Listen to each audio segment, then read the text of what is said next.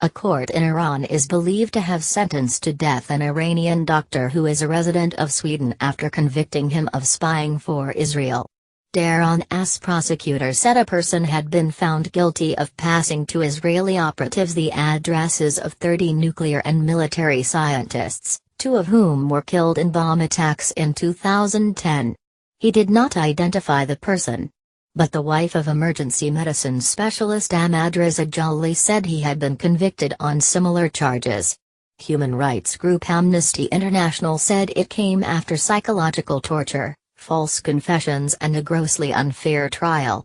Daron prosecutor Abbas Jafari Dawlatabadi told a meeting of judiciary officials on Tuesday that an unnamed convict had given the address and particulars of 30 important people engaged in research, military and nuclear projects to the Mossad spy agency, Iranian media reported.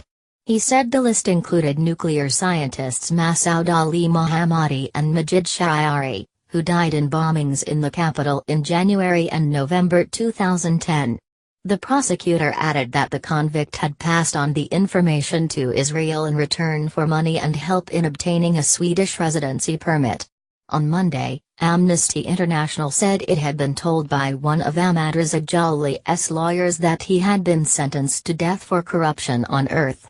Zainab Tayari said the court verdict stated that Mr. Jalali had worked with the Israeli government and that it had helped him to obtain his residency permit in Sweden. Amnesty said Mr. Jalali, a doctor and lecturer at Stockholm's Karolinska Institute, was on a business trip to Iran in April 2016 when he was arrested by intelligence ministry officials and held without access to a lawyer for 7 months, 3 of which were in solitary confinement. Mr. Jalali says that while in solitary confinement he was twice forced to make confessions in front of a video camera by reading out statements written by his interrogators. He says he was put under intense pressure, through psychological torture and threats to execute him and arrest his children, to confess to being a spy for a hostile government. Mr. Jalali says the accusations were fabricated by the intelligence ministry.